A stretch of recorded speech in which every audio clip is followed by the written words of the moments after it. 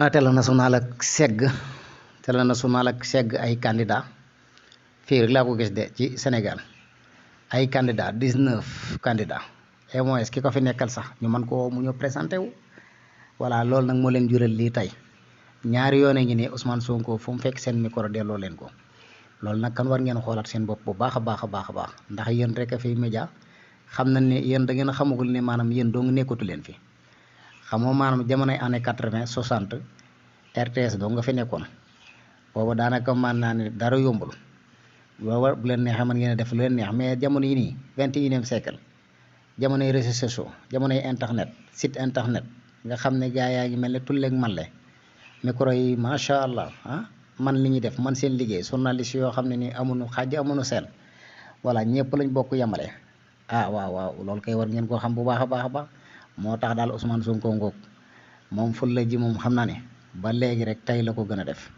waaw faaw rek maanaam réew mi faaw ñu am fulla ak fayda téye réew mi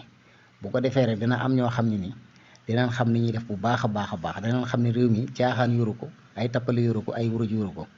voilà parce que jàpp naa ne bu fekkee dañ ne 19 candidats yëpp kenn ku ci nekk da ngaa war a jaar ak koo mën a yebal même bu candidat bi absent normalement ka ko présenté dafa war a ka ko présenté foofu noonu dafa war a jàll bu ko defee xam nga ñu xam ne yéen kat yemale ngeen waaye nag xamu leen ni woon tey jii yàlla dina doxalee nii xamu leen ni woon ba xam Diomaye dina bokk ci candidat yi dégg dana bokk ci campagne yi ba mën a ànd ak Ousmane Sonko di campagne ngeen topp ko ak micro ba mu jëlaat seen micro delloo leen ko kon war ngeen a xoolaat bu baax a baax seen bopp tax tamit nag kaay ma wax leen nag RTS nit ñi génn nañ ci yéen de nit ñi dañoo génn ci yéen waaw koo ne RTS ñu ne RTS duñ koy doyee voilà loolu nag kan jot na sëkk ngeen xoolaat seen bopp parce que tamit yéen ay télé national yéen a waroon a jiitoo yéen a waroon a nekk topp an nekk ca kaw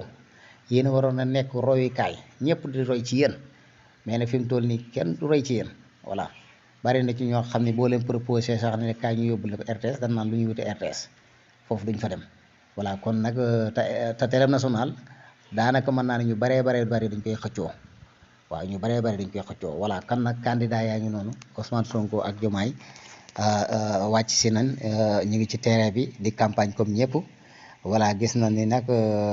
yenn micro yi wala ak yenn journalistes yi ndax candidat bu nekk dafay am ay journalistes yu la topp voilà wala bokk yenn télé yi dañuy yebal seeni journalistes yu ñu topp candidat boobu ñu gis ni daal lii di micro RTS bi ñaari yoon a ngi ni Ousmane Sonko di leen delloo seenu micro naam micro bi jëloon nañ ko jox ko Diomaye mais du ko nungoo waat ci Diomaye joxaat ko waa RTS loolu nag wax dëgg yàlla am na lu muy wane kan nag yaakaar naa ne leen naan audit